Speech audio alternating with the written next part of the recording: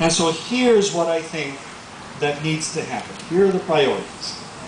We must do whatever it takes to preserve the Pan Am Games in our community, because along with those games comes the $100 million, the millions of dollars of provincial and federal funds.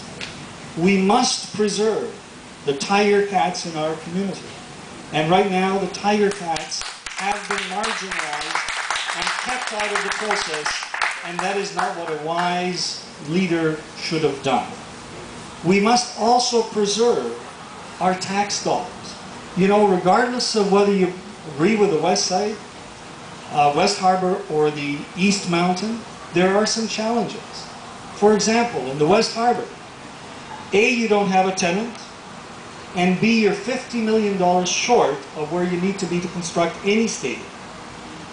And you have a community that is engaged, not in a positive way, and saying some of the leading members of that community are saying we're going to take this process through an OMB session that might drag it out for a couple of years.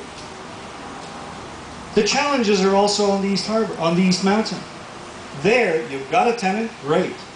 They're willing, they've accepted the compromise, I think that's good. But you're $35 million shy.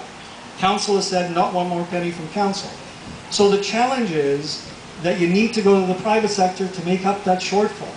Otherwise, no stadium will be built, and again, we lose the Pan Am Games. And so what I'm saying a wise leader should have done from the beginning is organize the process. And you know that I wrote an essay about 2 years ago that actually spelled this out. If you're interested, I'll show it to you. That talked about the virtues of the West Harbour in the context of some due diligence with other sites as well. And I would have taken the Tiger Cats and the stakeholders, the community, and said, let's walk along this path together. Let's go down the road together so you understand our needs as a city, we understand your concerns as a community. And we would have arrived at consensus.